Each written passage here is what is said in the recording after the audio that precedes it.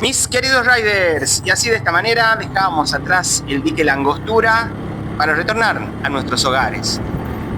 Más adelante, pasando la rotonda al Mollar, nos íbamos a encontrar con una pequeña niebla, luego con una pequeña llovizna para concluir con una tormenta torrencial que nos agarró en medio del cerro y nos acompañó hasta llegar a nuestras casas.